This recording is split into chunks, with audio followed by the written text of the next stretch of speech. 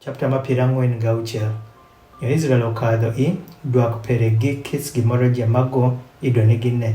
Nyo obino bong i Beersheba. Nyo mimozik bong were pa ba pere Isaac. Nyo were oluwo bong Israel i nun mawori nyo owacho. Jacob nyogo owacho atieka. Nyogo owacho abedo were pa ba pere in we luoro kadho piny iye i Egypt. Ropira ala timo in koro ilokere nath malon. Ala kadho piny gi in iye i Egypt. Nyo bende ala adieri kelo in malo roman. Bende Joseph amala ketho chieng' pere kuom wang' perin. Nyo Jacob ayo malo wuok i Beersheba. Nyo wod pa Israel joting'o Jacob ba pajo kod nyithindo pajo kod buong' pajo i ag ma Fero ido dhiro oting'igo. Nyo jotero dhoke pajo kod gik piny pajo. Mae jotieko limo i lowo ma Kanaan. Nyo jobino iye i Egypt. Jacob kod dispere je gigo.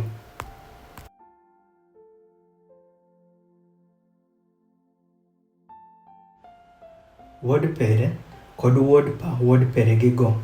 Nyarin pere kod nyarin pa wod pere. Nyogo okelo gigo dispere je iye i Egypt.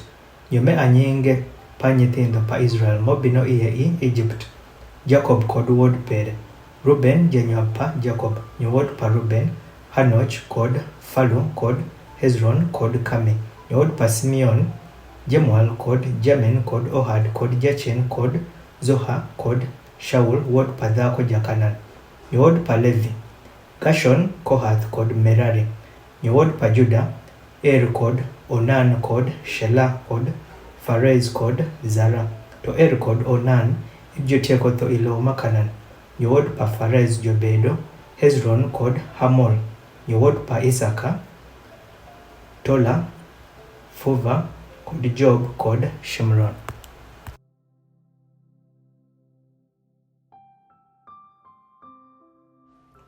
Nyo wod pa Zebulun, Sered kod Elon kod Jalel. Me amobedo wod pa Leya mago onyuolori Jacob i Padanaram kod nyar pere Dina. Zoje pa wod pere kod nyarin pere jobedo ji 33. Nyo wod pa Gad, Zephayon kod Hagi, Shuni, Ezbon, Eri, Arodi kod Areli. Nyo wod pa Asa, Jemna kod Ishua kod Ishui kod Berea kod Sera nyamin pajo. Nyo wod pa Berea, Heba kod Malchayel. Me amobedo wod pa Zilpa, Malabano miyo bong Leya nyar pere. Bende nyithindo me amago onyuolori Jacob. Wuon Zo 16. Wod pa Rachel, buong pa Jacob, Joseph kod Benjamin. Nyo onyuolri Joseph i lowo ma Egypt. Manasa kod Ephraim ma Asenath nyar pa Potifera javas pa On onyuolorigo.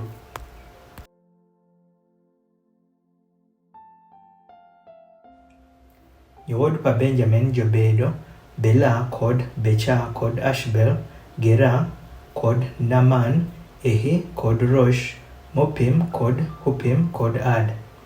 Me amobedo wod pa Rachel mago onyuolori Jacob. Zoje obedo 14.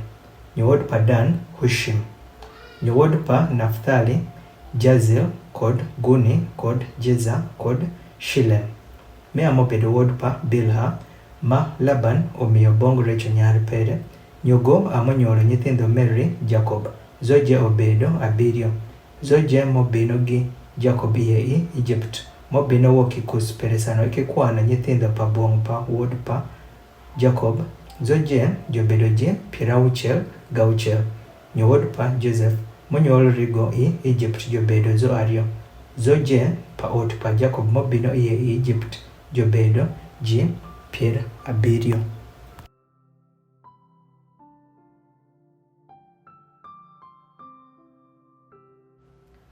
Nyogo odhiro Juda i wang'go bong Joseph. Nigo owong'e fang' pere bong i Goshen. Nyo jobino iye i lowo ma Goshen. Nyo Joseph otimo har pero tekere. Nyo kadho malo orome Israel ba pere. Bong i Goshen. Nyo omichere bongo bende go opodho kuom ng'ot pere. Bende go ohuko kuom ng'ot pere hongo maber. Nyo Israel owacho bong Joseph, pama yei an atho ropir atieko neno fang' perin. Ropir fodi kuo. Nyo Joseph owacho bong jomin pere kod bong ot pa ba pere.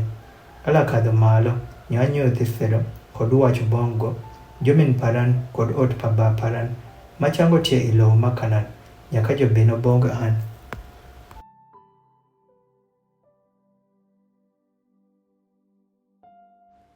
Nyotich panyishono jobedo jokar. Ropir nyit pa jotia inicho dhoke. Bende jotieko kelo kench pajo kod kwech pajo kod kis gimoro jamaid jonigine. Nyola bino bedo sano fero tieko luongo win. Bende sano tieko wacho. Rusma weno bedamo. Onyo wila wacho. Nyit pa jotich perintie idhoke wuok soi mo wan. Won tundo pama. Ama. Wan kod bende gi jobamo wan. Ne unyal bedo ilowo ma Goshen. Ropir kis jakar obedo gimarosh bong jo Egypt.